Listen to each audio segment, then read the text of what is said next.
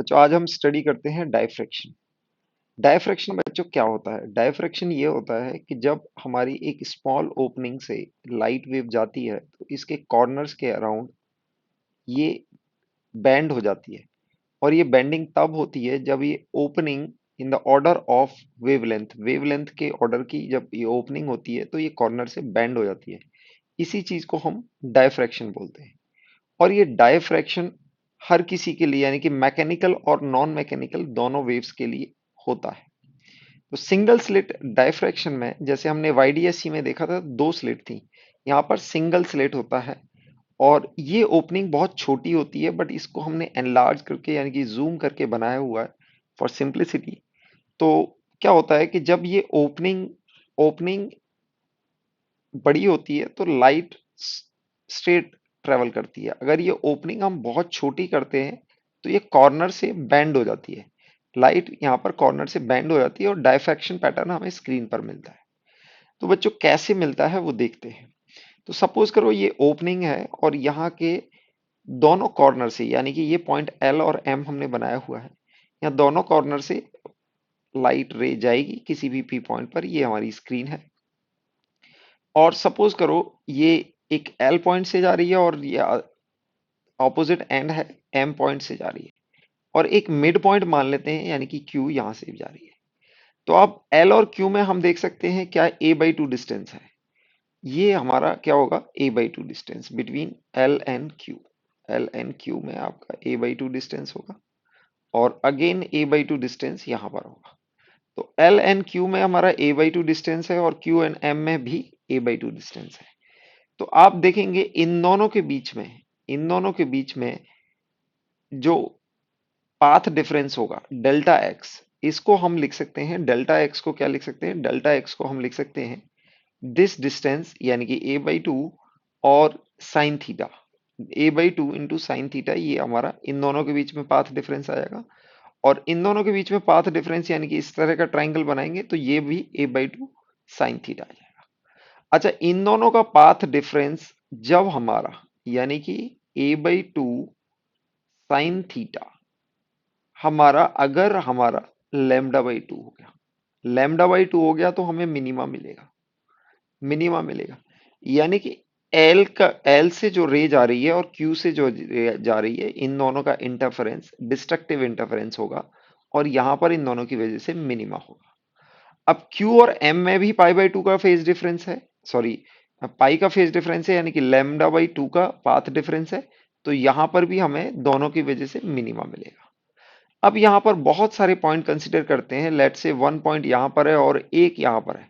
तो इन दोनों में भी कितना, ये जस्ट L के नीचे है, ये जस्ट Q के नीचे है। इन दोनों का भी पाथ डिफरेंस कितना होगा? L by two, A by two distance होगा तो पाथ डिफरेंस उतना ही होगा a by two sine theta.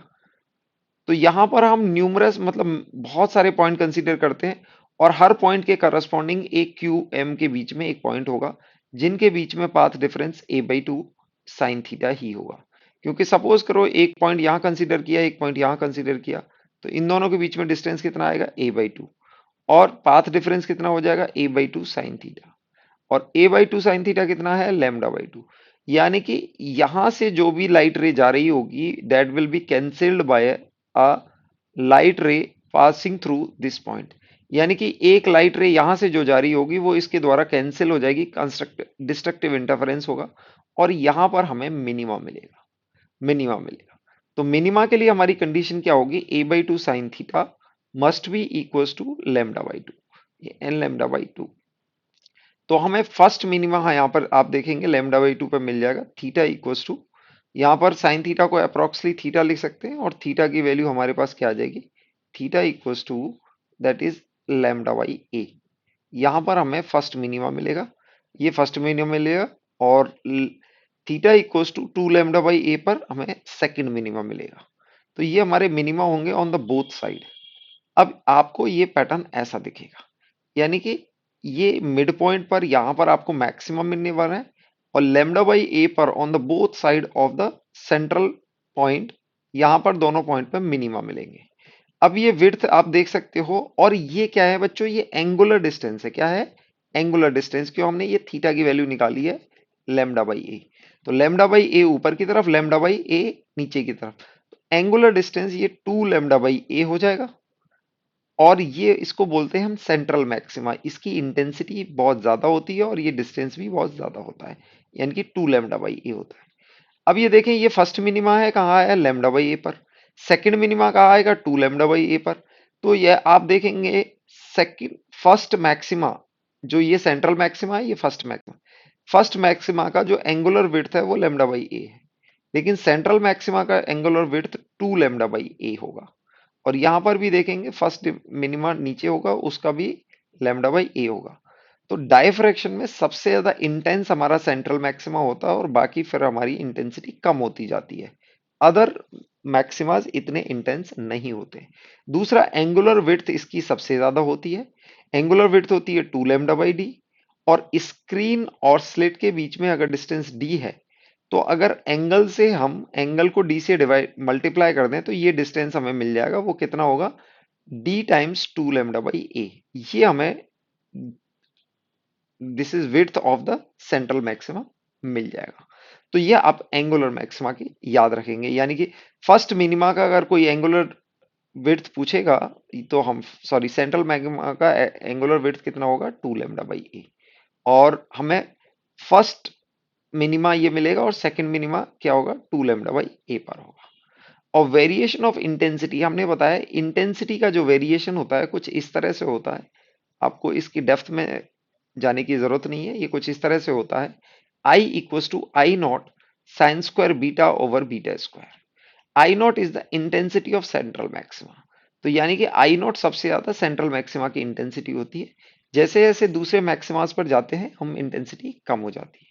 और बीटा की वैल्यू बच्चों क्या होती है, this is pi times A by lambda into sine theta. और थीटा क्या था हमारा, जो एंगुलर ए साइन थीटा, ए साइन थीटा, ये हमारा क्या था, ये पाथ डिफरेंस था। और तो इसको हम डेल्टा एक्स भी ले सकते हैं, pi delta x by lambda, इस तरह से हम इसको लिख सकते हैं। तो इंटेंसिटी और सेकंड मैक्सिमम हमारी क्या हो जाती है, आई नॉट, 2 आई नॉट बाई 45 या आई नॉट बाई 22/5। आप देख सकेंगे सेंट्रल मैक्सिमा की इंटेंसिटी आई नॉट है, सेंट्रल मैक्सिमा आपका आई नॉट पर होगा, आई नॉट होगा। और फर्स्ट मैक्सिमा आपका आई नॉट बाई 22.5, यानी कि बहुत ड्रास्टिकली डिक्रीज हो जाती है हमारी इंटेंसिटीज।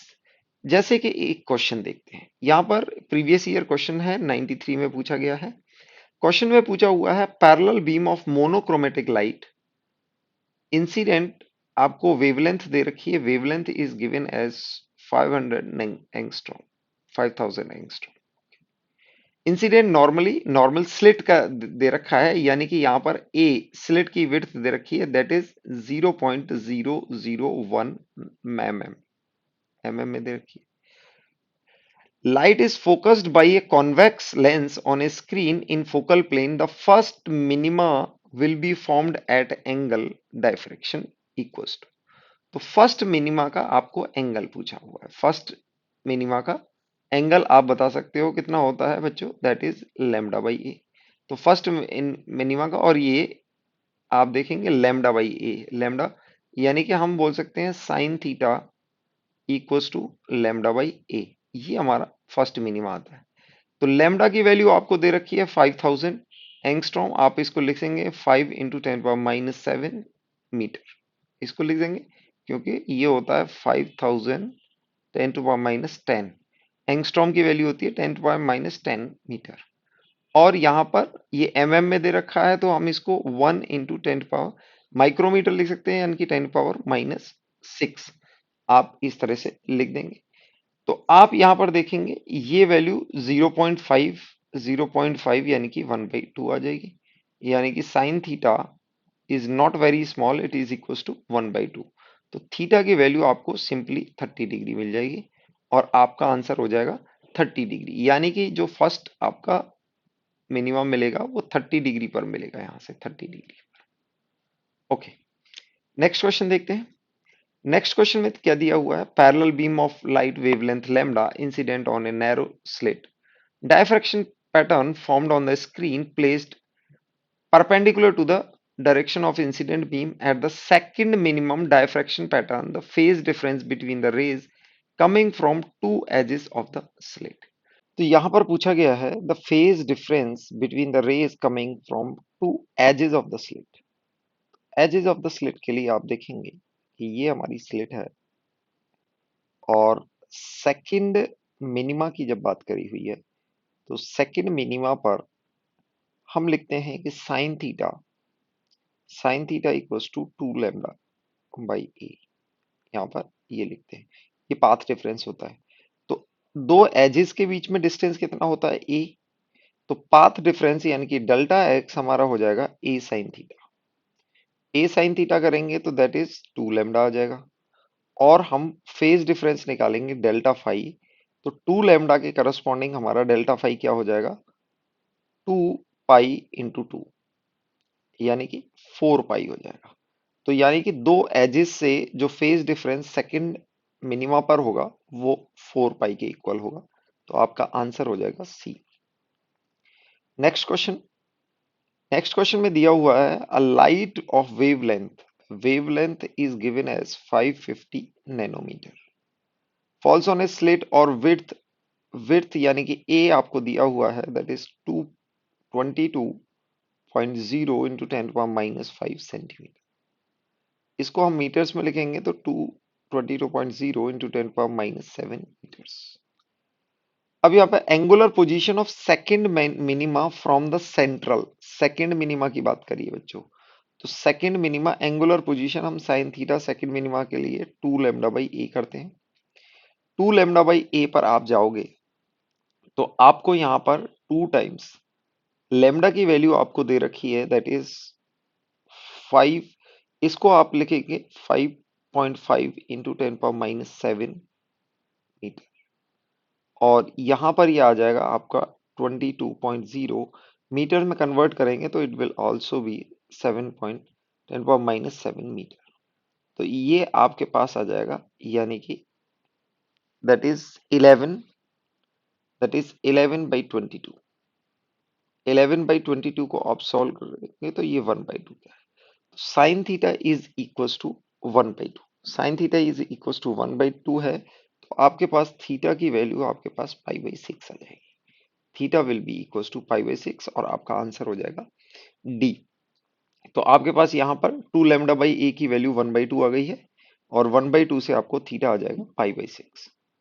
नेक्स्ट क्वेश्चन है, नेक्स्ट क्वेश्चन बच्चों एक अच्छा क्वेश्चन है, थोड़ा सा डिफिकल्ट लेवल का क्वेश्चन था, इसको आप ध्यान से पढ़ेंगे। क्वेश्चन में क्या दिया हुआ है, अ box of pin hole camera off length L, L length का पिन होल कैमरा दिया हुआ है, द होल ऑफ रेडियस ए, यानी कि पिन होल कैमरा की लेंथ एल दे रखी है और इसका होल दे रखा है रेडियस ए का। Assume that the hole is illuminated by parallel beam of light of wavelength lambda spread by spot obtained on the opposite wall of the camera is, अब इसमें ये आपको फंक्शन दिया हुआ है is the sum of its geometrical spread and the spread due to diffraction। Geometrical spread जितना होगा और डिफ्रैक्शन का स्प्रेड होगा उसको हम सामने करना है। The spot would have minimum size, उसका स्पॉट का साइज बताना है। तो बच्चों इस क्वेश्चन को हम एक डायग्राम बना लेते हैं, यानी कि ये पिन होल कैमरा है जिसका आपको ए होल दिया हुआ है और यहाँ पर पिन होल कैमरा में आपको ये लेंथ एल दी हुई है। अब यहाँ पर ये आपको होल है ए का, तो अब ये बोल रहे हैं कि यहाँ पर जो स्पॉट बनेगा वो तो इसका ज्योमेट्रिक स्प्रेड, ज्योमेट्रिक कितना होगा, यहां से रेज जाएंगी तो ये ए के बराबर यहां पर होंगी और डाइफ्रैक्शन से जो जाएंगी आप देख सकते हो यहाँ पर डाइफ्रैक्शन से यहाँ पर आप देख सकते हो ये कितना होगा लैम्डा बाई ए, ये स्प्रेड होगा, ये लैम्डा बाई ए स्प्रेड होगा। तो आप यहाँ पर देख सकते हो सम ऑफ, यानी कि आप देख सकते हो कि is sum of its geometrical spread and spread due to the diffraction. Spread due to diffraction आपका लैम्डा बाई ए हो जाएगा, लैम्डा बाई ए का ऐसे करके आप निकाल सकते हो। Then spot have minimum size, यहाँ पर इसका साइज निकालना है। तो साइज के लिए देखो ये एंगुलर विड्थ होती है थीटा, थीटा होती है तो हम साइज के लिए हम इसको लिख सकते हैं दैट इज ए, तो इसका ज्योमेट्रिकल स्प्रेड हो जाएगा और एल टाइम्स जो भी एंगल थीटा है वो हो जाएगा। तो हम इसको लिख सकते हैं ए प्लस एल टाइम्स आपका लैम्डा बाई ए, ये है आपका साइज, ये बी होगा, ये बी है, this is the size of spot. अब ये स्पॉट का साइज है। अब इसको हमें बी को मिनिमाइज करना है। बी को मिनिमाइज करने के लिए हम क्या करेंगे, डिफरेंशिएट करेंगे। डिफरेंशिएट करके D B by D A, हम ये इसको जीरो कर देंगे। तो यहां पर आप देखेंगे दिस इज वन प्लस, यहां पर आप देखेंगे minus lambda L by a square आ जाएगा इक्वल्स टू जीरो। तो ए की वैल्यू रूट लैम्डा एल आ जाएगी, रूट एम एल लैम्डा आ जाएगी, और आपके पास ए की वैल्यू रूट एल लैम्डा आ गई, और बी की वैल्यू आप निकालोगे a plus L times lambda by a. तो इसको आप कैलकुलेट करोगे तो टू रूट लैम्डा एल, यानी कि root times four lambda L, ये आपके पास बी की वैल्यू आ जाएगी। तो यहाँ पर ए की वैल्यू और बी की वैल्यू का कॉम्बिनेशन पूछा हुआ है, तो आप देख सकते हैं ए की वैल्यू ये आएगी और बी की वैल्यू भी ये आएगी। तो आपका ए ऑप्शन आपका करेक्ट आंसर होगा इसमें। Next is resolving power. बच्चों, रिजॉल्विंग पावर और लिमिट ऑफ रेजोल्यूशन, इसकी हमने थोड़ी चर्चा ज्योमेट्रिक ऑप्टिक्स में करी थी, रे ऑप्टिक्स में हमने बात करी थी। तो टेलीस्कोप में एंगुलर, ये पॉइंट एंगुलर होता है, यानी कि एंगल बिटवीन टू पॉइंट्स, इनके बीच में एंगुलर सेपरेशन कितना होना चाहिए, 1.22 बाई लैम्डा बाई ए। अब बच्चों इसको समझेंगे कि लैम्डा बाई क्यों आया, तो पहले ये टर्मिनोलॉजी समझते हैं। लैम्डा इसमें वेवलेंथ है और ए हमारा अपर्चर ऑफ द ऑब्जेक्टिव है, यानी कि पहले हम होल के लिए डायफ्रैक्शन में ए किसका, स्लिट का विड्थ करते थे, यहाँ पर हमारा ऑब्जेक्टिव का अपर्चर होगा। लैम्डा इज द वेवलेंथ, 1.22 एक फैक्टर आता है, और रिजोल्यूशन पावर होती है reciprocal of this angle 1 by delta theta, इन दोनों के बीच में separation, that is a by 1.22 lambda. Lambda हमने बोला था कि इज द वेवलेंथ। अब इसको हम समझते हैं कैसे होता है। तो बच्चों यहां पर आपने देखा कि हमारा जो सेंट्रल मैक्सिमा बनता है, तो आप ये देखेंगे कुछ इस तरह से बनता है, और ये डिफरेंस लैम्डा बाई ए। तो अगर यहाँ पर हमारे पास दूसरा, यहाँ पर इस तरह से बन जाता है, इस तरह से बन जाता है, यानी कि एक पॉइंट से आपका फोकस यहाँ पर हो रहा है और एक पॉइंट से फोकस यहाँ पर हो रहा है। तो इन दोनों के बीच में, इन दोनों के सेंटर्स के बीच में जो डिस्टेंस होगा वो लैम्डा बाई ए होगा। तो ये लैम्डा बाई ए, यानी कि आपको इस तरह से ये दिखेगा। अगर दो पॉइंट है और दो पॉइंट का जो सेंटर पॉइंट बन रहा है, यानी कि सेंट्रल मैक्सिमा बन रहा है, वो देखो अगर वो ओवरलैप कर रहा है तो वो अनरिजॉल्व पॉइंट है। कैसे है, अनरिजॉल्व पॉइंट है। और अगर वो थोड़े से सेपरेट हो गए तो इसको बोलते हैं जस्ट रिजॉल्व, और वेल रिजॉल्व के लिए ये दोनों सेपरेट होने चाहिए। तो हम जस्ट रिजॉल्व में ये एक फैक्टर यूज करते हैं, इसको रिले क्राइटेरिया बोलते हैं, 1.22। और जो हमारा सेंट्रल मैक्सिमा के था उसका रेडियस कितना था, lambda by A. Angular separation, तो ये एंगल है, तो एंगल सेपरेशन कितना है, लैम्डा बाई ए। तो यहां पर इन दोनों का सेंटर, यानी कि ये जो दो सेंटर बन रहे हैं, ये दो जो सेंटर बन रहे हैं, इन दोनों का सेंटर कितने डिस्टेंस पे होना चाहिए, मिनिमम लैम्डा बाई ए। और यहाँ पर 1.22 का फैक्टर यूज करते हैं क्योंकि ये वेल रिजॉल्व के लिए थोड़ा सा और सेपरेट होना चाहिए। तो हम इसको रिले क्राइटेरिया बोलते हैं। तो दो पॉइंट, टेलीस्कोप क्या करता है कि बहुत दूर की चीजों को रिजॉल्व करता है। अगर दोनों के बीच में हमें जो एंगल ऑफ सेपरेशन मिल रहा है ये 1.22 लैम्डा बाई ए, ए क्या होगा, अपर्चर ऑफ ऑब्जेक्टिव, क्योंकि ये अपर्चर ऑफ ऑब्जेक्टिव की वजह से ये पॉइंट इमेज यहाँ पर बनाएगा। तो ये पॉइंट इमेज यहाँ पर बनाएगा, तो ये हमारा एज ए होल काम करेगा स्लिट का। तो इतना हमारा एंगुलर सेपरेशन होना चाहिए दो पॉइंट से, ताकि ये हमारे दो पॉइंट जो बनेंगे, पॉइंट ऑब्जेक्ट जो बनेंगे, उनका सेपरेशन क्लियर हो सके, रिजॉल्व हो सके। तो ये क्राइटेरिया हम टेलीस्कोप के लिए यूज करते हैं। तो आप यहाँ पर देख सकते हैं फिगर, इनके S1 S2 दो हैं, तो यहाँ पर दोनों की वजह से जो बनेंगे वो सर्कल ओवरलैप बन रहे हैं। यहाँ पर सर्कल रिजॉल्व हो रहे हैं लेकिन पूरे रिजॉल्व नहीं हुए, लेकिन इन दोनों के बीच में जो एंगुलर सेपरेशन है ये बढ़ जाएगा, तो ये दोनों अलग अलग पॉइंट की इनकी इमेजेस बनेगी। तो इस तरह से टेलीस्कोप इनको रिजॉल्व कर पाता है। दूसरा आता है माइक्रोस्कोप।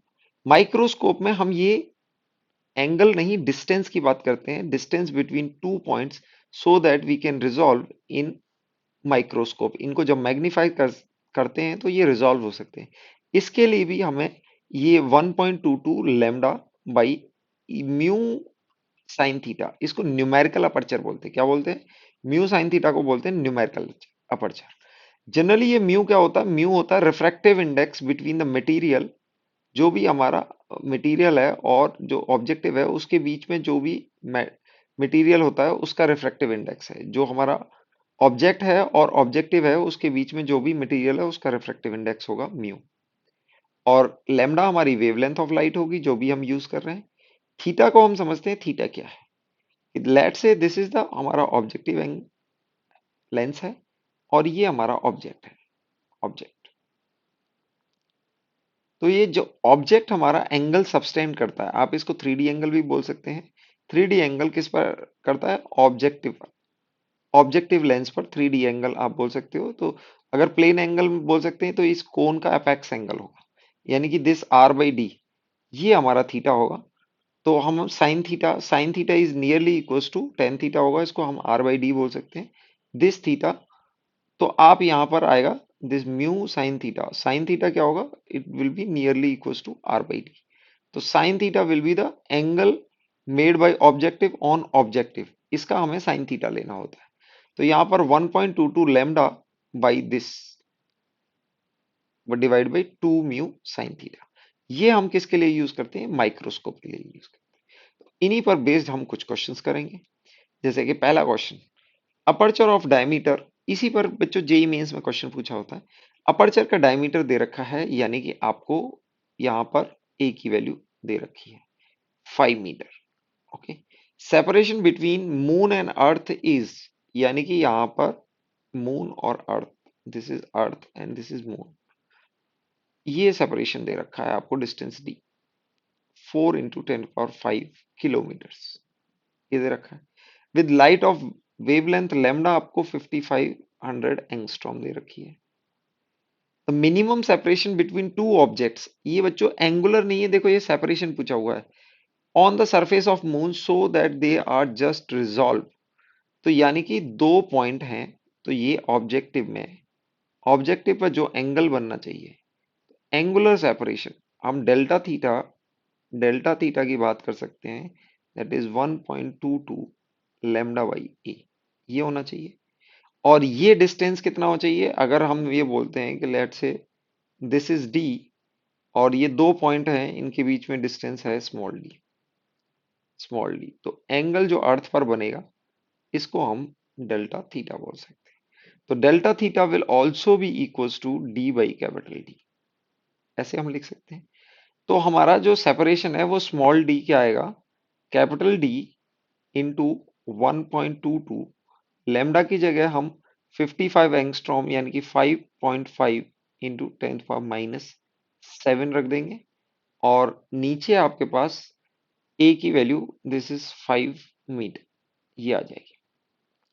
इसको आप कैलकुलेट करेंगे तो डी की वैल्यू अप्रोक्स आपके पास, डी की वैल्यू हम यहां पर रखेंगे, कैपिटल डी की वैल्यू आपको दे रखी है दैट इज 4 × 10⁻, मीटर्स में अगर चेंज करेंगे तो 10⁸ मीटर्स हो जाएगी। ओके।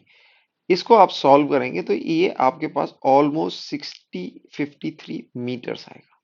बट आप देखेंगे 53 मीटर्स कहीं भी ऑप्शन में ही नहीं है, तो मोस्ट क्लोजली अपने ऑप्शन देखना है तो मोस्ट क्लोजली आपका 60 मीटर ऑप्शन होगा। आंसर आप ए इसको मार्क करेंगे। नेक्स्ट क्वेश्चन, नेक्स्ट क्वेश्चन में पूछा हुआ है value of numerical aperture.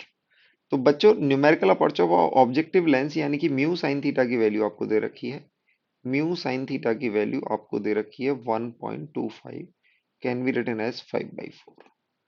The wavelength lambda is given as 5 angstrom, 5000 angstrom, can be written as 5 into 10⁻⁻7 metre, इसको आप ऐसे भी लिख सकते हैं। Is used minimum separation between two points। तो आप मिनिमम सेपरेशन हम डी की बात करते हैं, that is 1.22 lambda by 2 mu sine theta. ये वैल्यू आपको दे रखी है, तो 1.22 इंटू लैम्डा यानी कि 5 इंटू 10⁻⁻7, न्यूमेरिकल अपर्चर की वैल्यू आप 5/4। अब इसको कैलकुलेट करेंगे आप, तो ये आपको 0.48 माइक्रोमीटर के आसपास मिल जाएगी। तो आपका आंसर हो जाएगा डी, यानी कि 0.848 micrometre. Next question. Next question में दिया हुआ है बच्चों, a diameter of a objective lens. Again आपको ऑब्जेक्टिव लेंस का डायमीटर दे रखा है, जिसको हम ए की वैल्यू बोलेंगे, दैट इज 250 सेंटीमीटर, यानी कि 2.5 मीटर भी आप लिख सकते हैं। ओके। फॉर लाइट वेवलेंथ आपको दे रखी है 600 nanometre. Okay. From distance coming object the limit of resolution of telescope. यहां पर डेल्टा थीटा की बात करनी है। डेल्टा थीटा रेडियन में, यानी कि 1.22 अगेन लैम्डा बाई ए। आप सिंपली ये फॉर्मूला अप्लाई करेंगे, 1.22 लैम्डा की वैल्यू 6 इंटू 10⁻⁻7 आप लिख सकते हैं, और इसको आप 2.5 यानी कि 5/2 भी लिख सकते हैं। आप इसको सॉल्व करेंगे, ये अप्रोक्स आएगा 2.9 इंटू 10⁻⁻7 रेडियन। तो अप्रोक्स आंसर आप देखेंगे, this will be nearly equals to 3.0 into 10⁻⁻7 radian. तो आपका आंसर हो जाएगा सी। नेक्स्ट क्वेश्चन देखते हैं। नेक्स्ट क्वेश्चन में दिया हुआ है, calculate the limit of resolution. Again same question पूछा हुआ है, सेम फॉर्मूला पर based. Again limit of resolution यानी कि डेल्टा थीटा फॉर टेलीस्कोप हम 1.22 into lambda by A. A is the aperture 1.22, और यहाँ पर लेमडा दी हुई है 500 नैनोमीटर, यानी कि 500 इंटू 10⁻⁹। और यहाँ पर आप इसको 200 सेंटीमीटर दे रखा है, इसको 10⁻⁻2 लिख सकते हैं।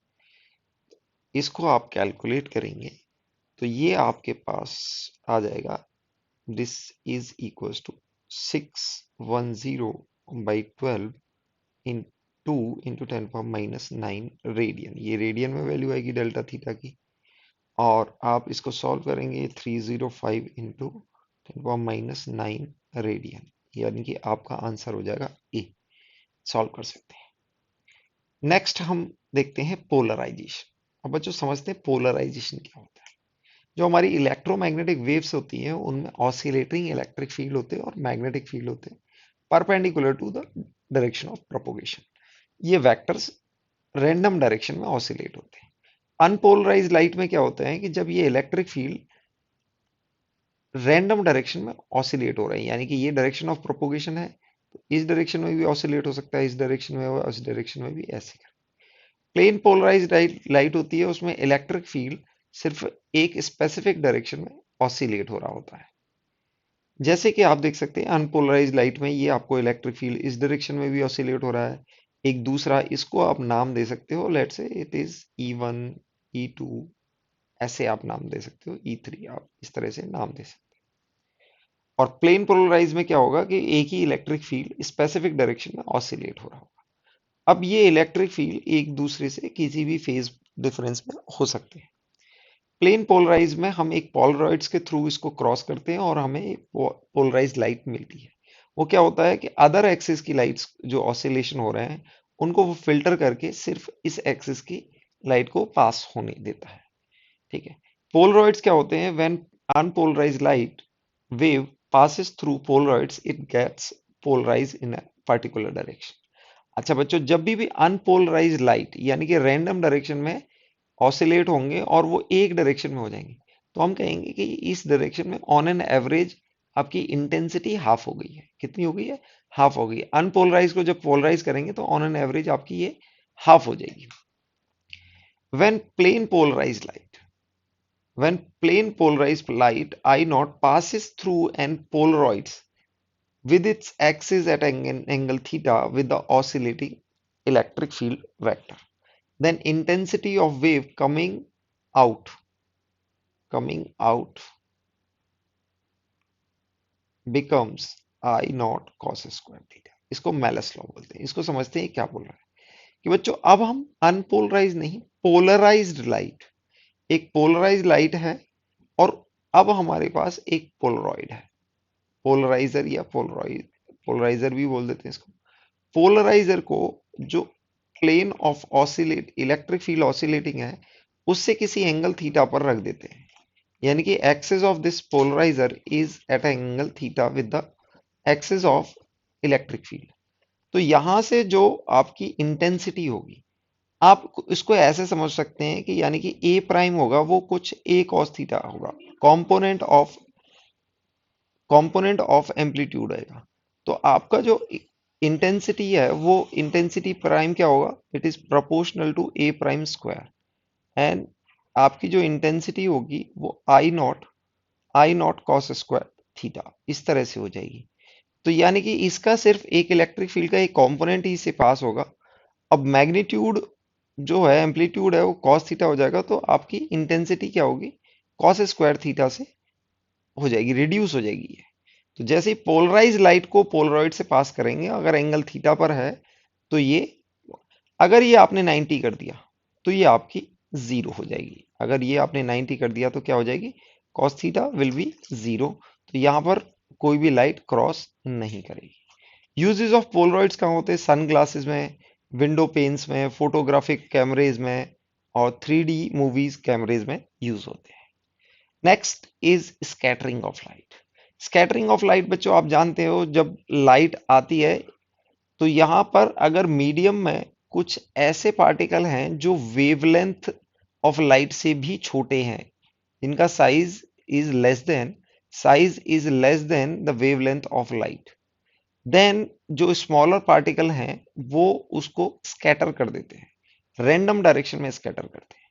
रिले क्राइटेरिया क्या बोलते हैं, Rayleigh scattering is proportional to 1/λ की पावर 4, यानी कि जिसकी लैम्डा कम होगी उसकी स्कैटरिंग बहुत ज्यादा होगी।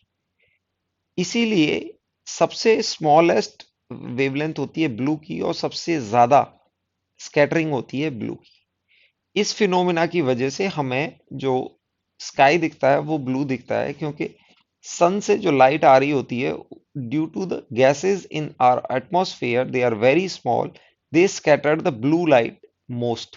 वो ब्लू लाइट को सबसे ज्यादा स्कैटर करते हैं, तो हमें स्काई क्या होता है, स्काई ब्लू दिखता है। और रेड कलर का स्कैटरिंग लीस्ट होता है, इसलिए जो डेंजर साइंस वगैरह होते हैं या ट्रैफिक लाइट्स होती हैं वो रेड कलर में बनाई जाती हैं। अब एक कंसेप्ट होता है पोलराइजेशन बाय स्कैटरिंग।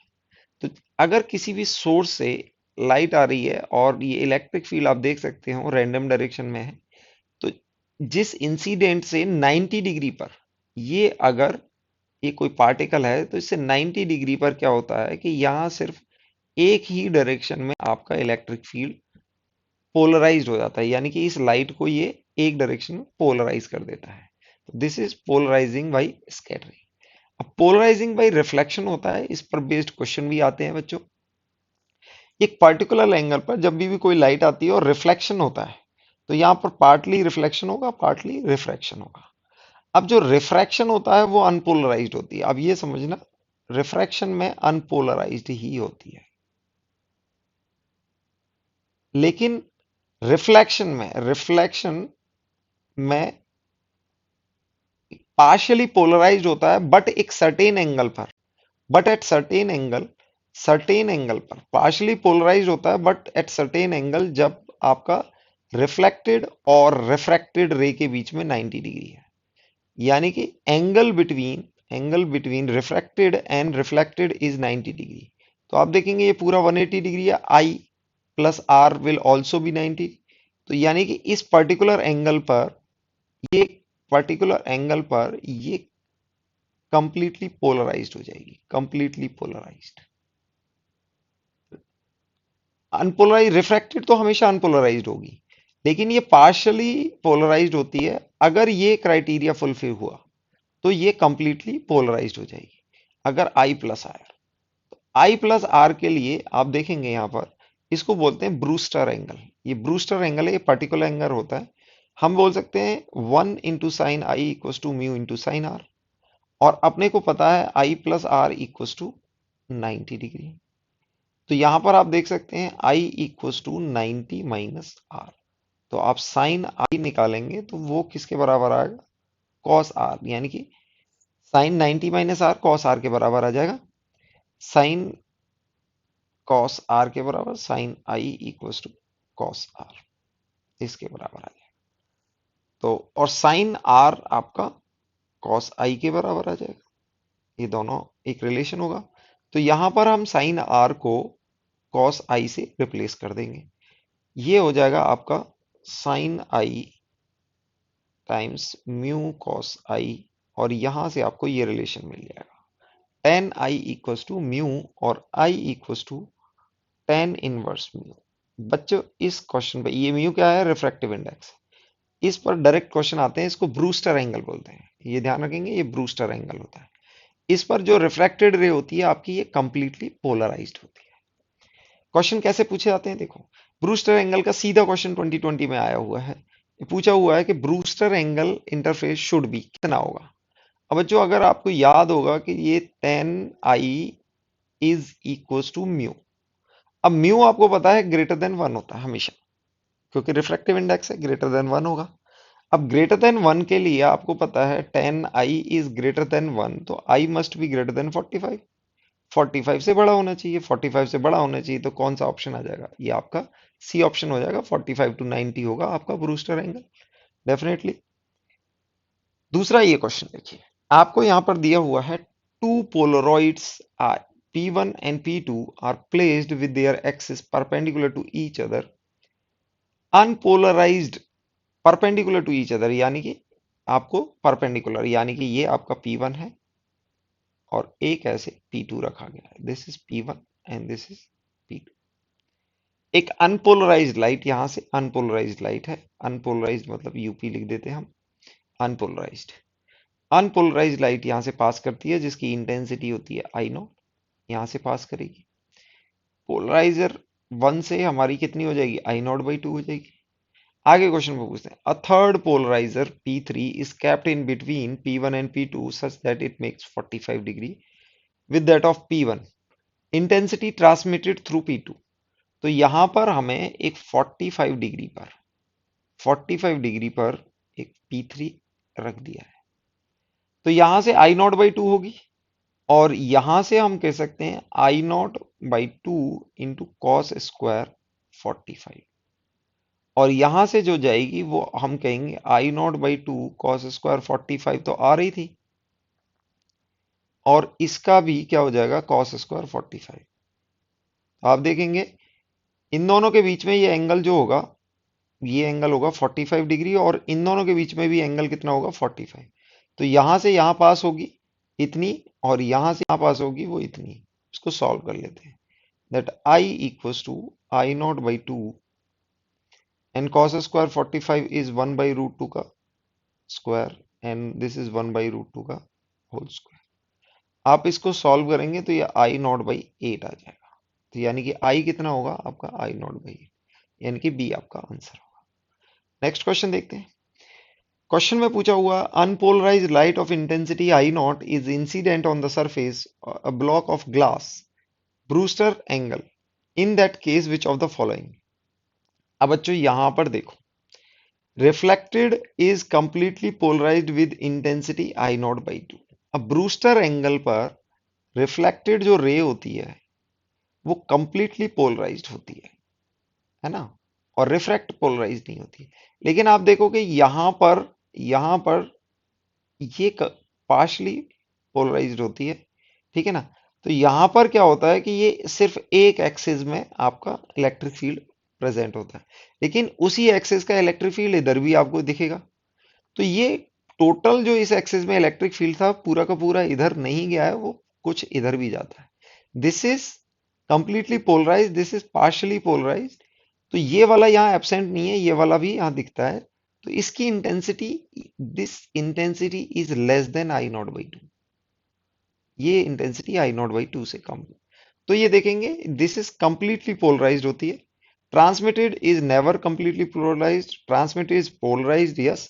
इसकी intensity I naught by two से ज्यादा होगी। अगर कोई इसकी इंटेंसिटी पूछे, this is more than I naught by to.